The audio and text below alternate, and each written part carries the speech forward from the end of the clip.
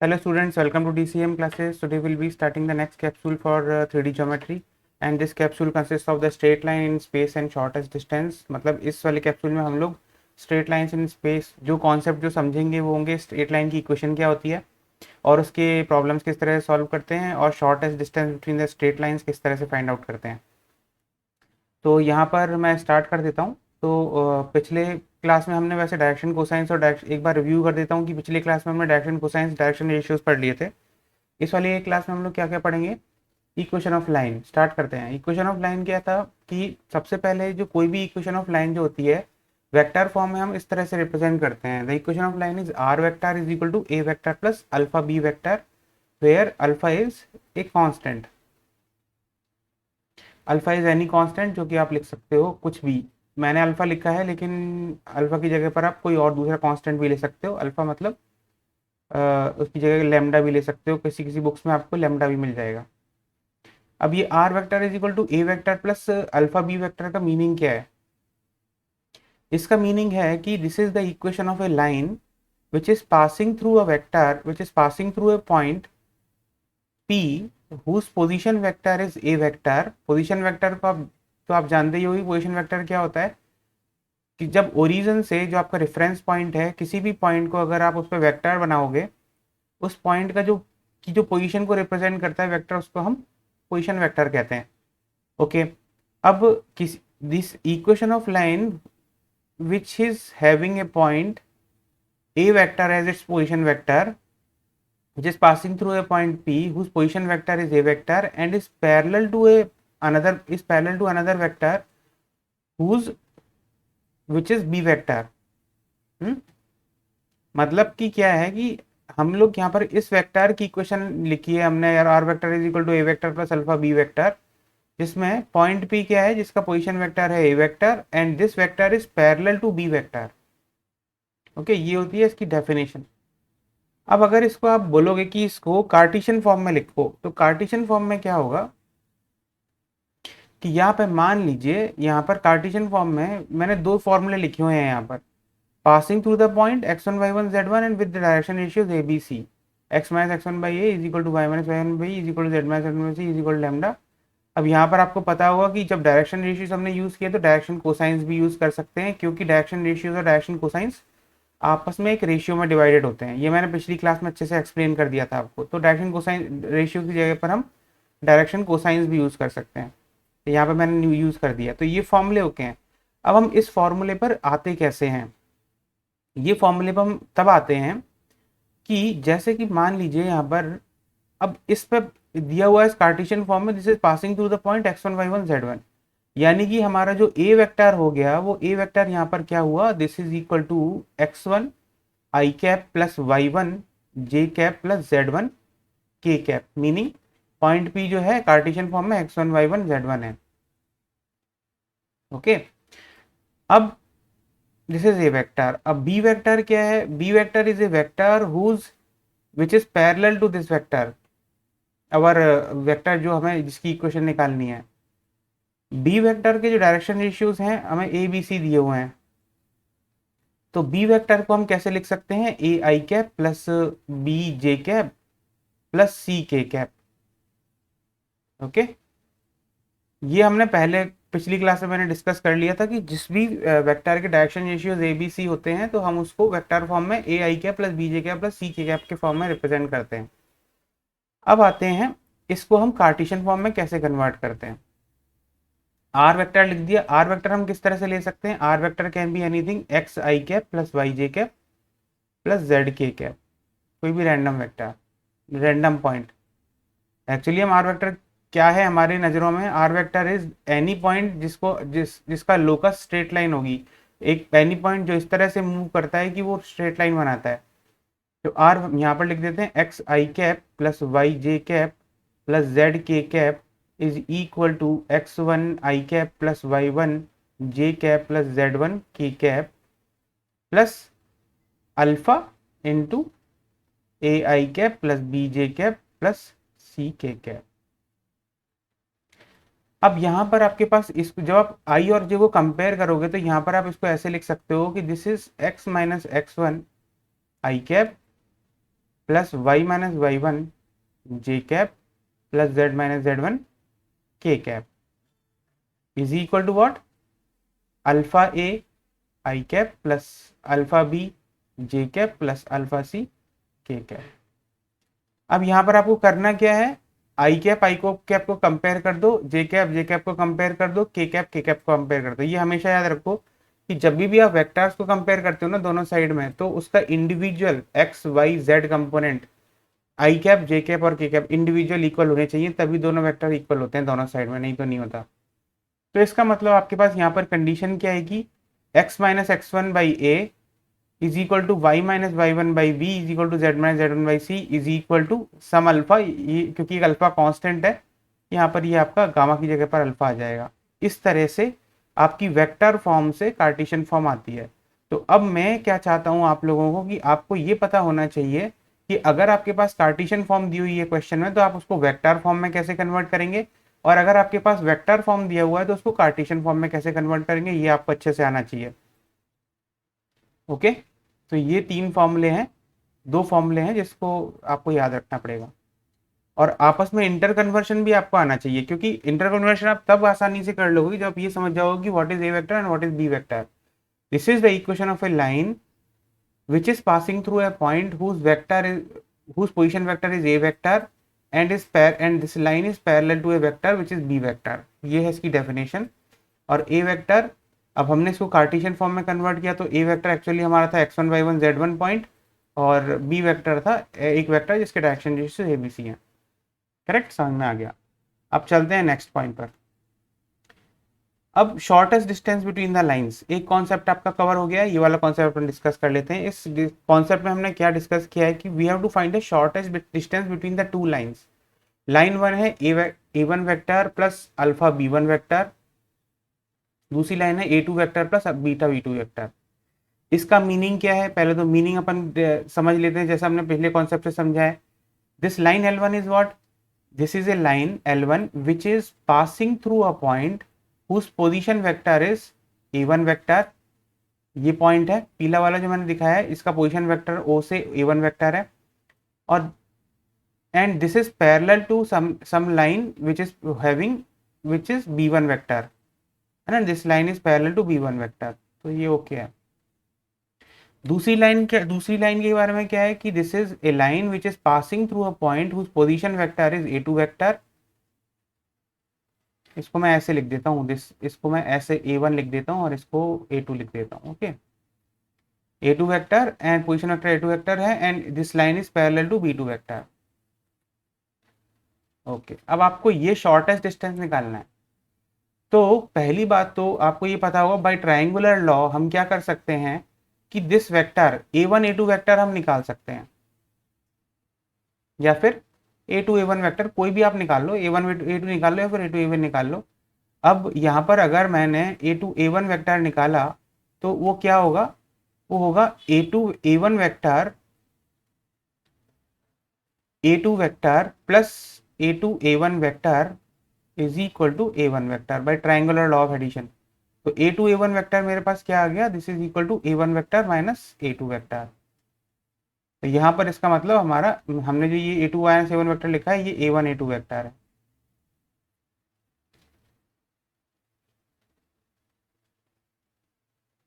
Okay, हमने a1 a2 vector निकाल लिया है। अब a1 a2 वेक्टर जब आपने निकाल लिया है, तो यहाँ पर आपको ये शॉर्टेस्ट डिस्टेंस निकालना है। तो अब शॉर्टेस्ट डिस्टेंस आप क्या निकालोगे कि शॉर्टेस्ट डिस्टेंस होगा इस वेक्टर का, मतलब इन दोनों लाइंस के बीच में परपेंडिकुलर, दोनों लाइन के बीच में परपेंडिकुलर डिस्टेंस। यानी कि आपको शॉर्टेस्ट डिस्टेंस निकालने के लिए a2 माइनस a1 वेक्टर का प्रोजेक्शन लेना होगा इस लाइन पर, जो परपेंडिकुलर लाइन है, जो डिस्टेंस डी आपको निकालना है। अब इसके लिए हम क्या करेंगे, तो पहले तो हम इन दोनों का परपेंडिकुलर देखेंगे। आपको ये लाइंस बहुत सिंपल और बहुत ही प्लेन में लग रही होंगी, लेकिन ये एक्चुअली ये 3D लाइंस हैं, मतलब 3 डायमेंशन में। और इसमें जरूरी नहीं है कि जो लाइंस हैं आपकी वो लाइंस ऐसे ही हों स्ट्रेट स्ट्रेट। जब सपोज हमने ऊपर से देखा इसको, लाइन को यहाँ से देखा, सपोज इधर से देख रहे हो आप इस लाइन को, तो उसके केस में क्या होगा कि आपकी जो लाइंस होंगी वो ऐसे भी हो सकती हैं। एक लाइन ऊपर वाली ये है ऐसे, और नीचे वाली लाइन जो है वो इस तरह से है। ऊपर से देख रहा हूँ तो नीचे वाली लाइन ऐसे है, ये ऊपर से देख रहे हो आप, तो ऊपर से ऊपर वाली लाइन तो आपको ऐसे जा रही है, नीचे वाली लाइन ऐसे जा रही है, लेकिन सामने से आपको ऐसा दिख रहा है कि ये दोनों पैरेलल हैं, ऐसा नहीं है। तो ये एक्चुअल एक्चुअल चीज ये है जो, क्योंकि यहाँ पर इसमें हम 3D में नहीं दिखा सकते आपको, तो इसलिए ऐसा हो रहा है ना। तो इसको गलत समझने की जरूरत नहीं है, ये ऐसा है। तो यहाँ पर आपको प्रोजेक्शन लेना है, तो ये प्रोजेक्शन क्या लोगे, जो दोनों लाइंस के परपेंडिकुलर हो। अब दोनों लाइन की परपेंडिकुलर वेक्टर आप कैसे निकालोगे, दोनों लाइन के जो परपेंडिकुलर वेक्टर होगा वो क्या होगा, b1 क्रॉस b2। वाई, क्योंकि b1 vector cross b2 vector क्या होता है, वो होता है mod b1 mod b2 sine theta. b1 cross b2 की डेफिनेशन क्या है, it is a vector which is formed by, जब b1 से b2 तक आप ये b1 वेक्टर से लेके b2 वेक्टर में आप इसको अपने स्क्रू को घुमाएंगे, तो जो पेपर की बाहर की तरफ आएगा, यानी कि a vector which is perpendicular to both these vector, इसके भी और इसके भी, क्योंकि एक प्लेन में दोनों वेक्टर्स हैं, तो इनके परपेंडिकुलर जो वेक्टर होता है वो होता है b1 क्रॉस b2।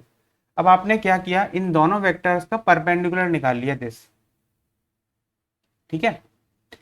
अब प्रोजेक्शन लेना है, तो प्रोजेक्शन क्या होगा, वो होगा a2 vector, a2 minus a1 vector का प्रोजेक्शन b1 क्रॉस b2 पर लेना है।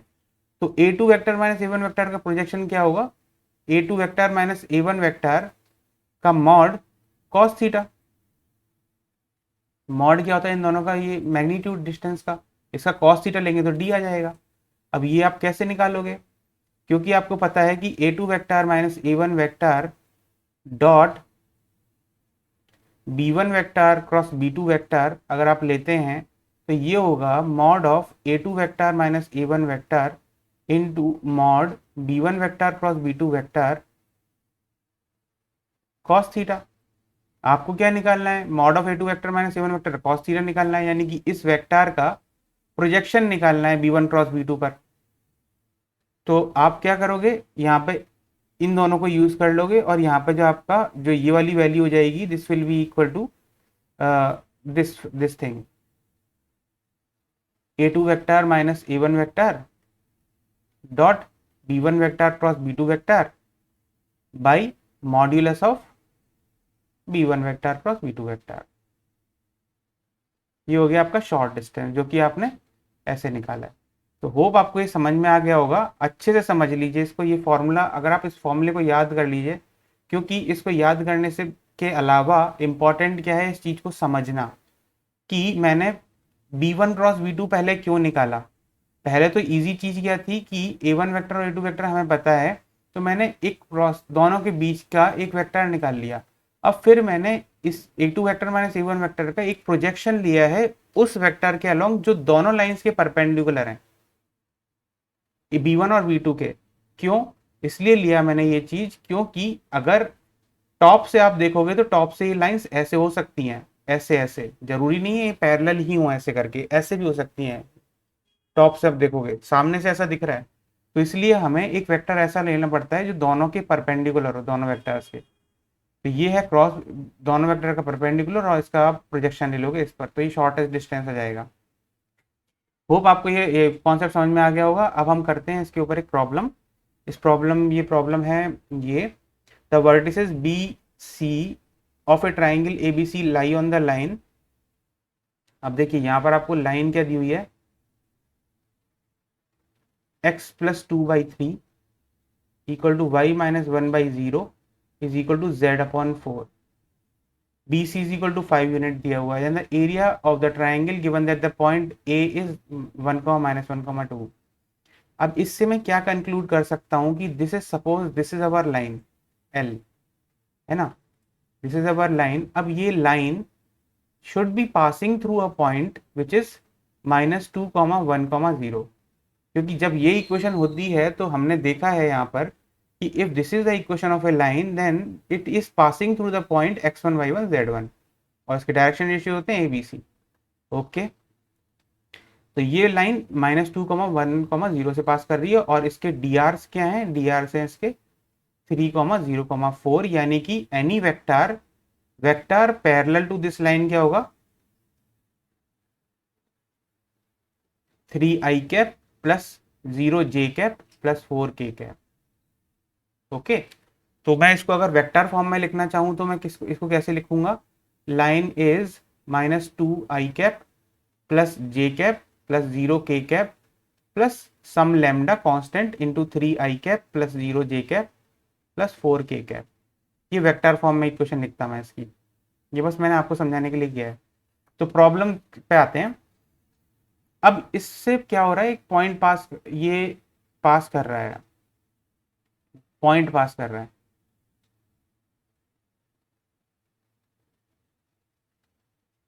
-2, 1, 0।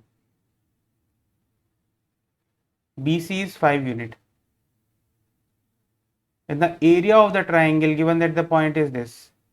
अब आपको यहाँ पर क्या करना पड़ेगा, पहले तो इसको निकालना पड़ेगा, इसका परपेंडिकुलर डिस्टेंस अगर आपने निकाल लिया, BC यूनिट पता है आपको, आपको A से लेके ये जो परपेंडिकुलर डिस्टेंस अगर आपने ये निकाल लिया तो आपका काम हो गया। अब इसको कैसे करेंगे? तो अब ये एरिया जो होगा, इसका जो एरिया, ट्राइंगल का जो एरिया होगा वो will be equal to what, half into mod BC into AD, mod AD। Mod AD क्या है? अगर हम इन दोनों, इस ये लाइन ये है, इसको हम इस लाइन को ले लेते हैं जो मैंने डैश्ड लाइन बनाई है, तो इसको मैं E ले लेता हूँ, E पॉइंट। तो AE vector will be what, -2 -1 i plus 1 minus of -1 into j plus 0 -2 into k। तो AE वेक्टर हमारे पास आ गया -3i प्लस 2j -2 ओके। अब AE वेक्टर आपके पास आ गया है। अब AE वेक्टर मतलब ये एंगल अगर आपको पता चल जाता है तो आप AD निकाल सकते हो। AD इज व्हाट,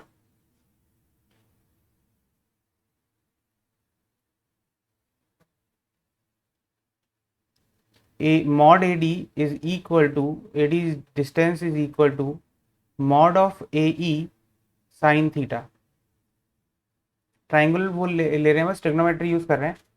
अब अगर मैं आपको बोलूं कि यहाँ पर BC, जो मुझे, अगर मेरे पास कोई भी ऐसा वेक्टर है जो कि BC से पास कर रहा है, तो BC और इसके बीच का एंगल अगर मैं निकालूं तो ये है एक ऐसा वेक्टर जो कि BC के अलोंग पैरेलल है ना, ये वाला vector, this is something which is parallel to, इसको मैं B वेक्टर बोल देता हूँ।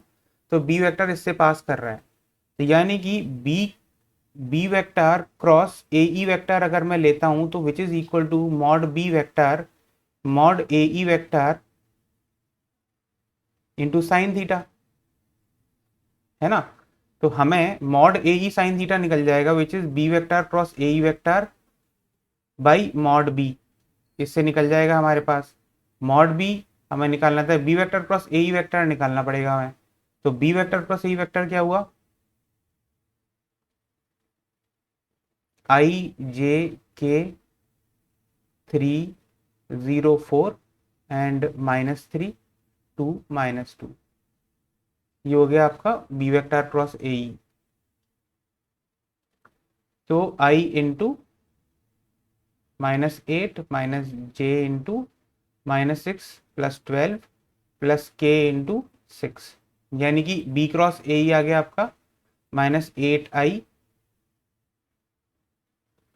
-6j प्लस 6k, ये आपका B क्रॉस AE आ गया। तो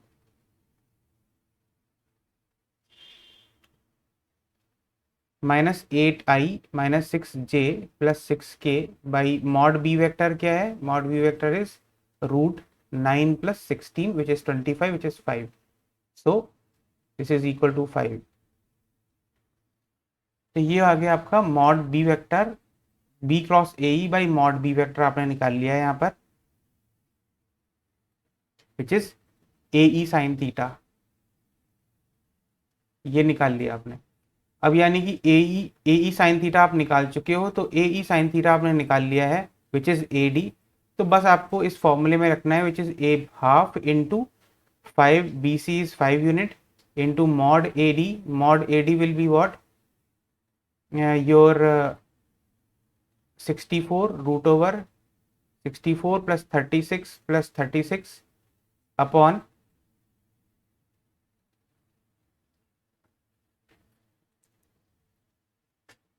5. 5 कैंसिल हो गया आपका, यहाँ पर हुआ आपका रूट ओवर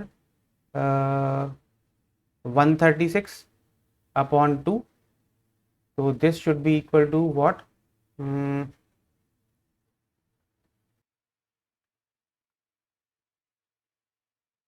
2 रूट 34 अपॉन 2. तो 2 cancel, root 34 is your answer. ठीक है, तो ये हो गया. इस तरह से हम इसको सॉल्व करते हैं. अब यहाँ पर हमने एक्चुअली में किया क्या, यहाँ पर मैंने बस, क्योंकि मुझे ये पता था कि इस लाइन में, इन शॉर्ट अगर आपको ये समझ में नहीं आया तो हमने किया क्या है, मैं फिर से समझा देता हूँ.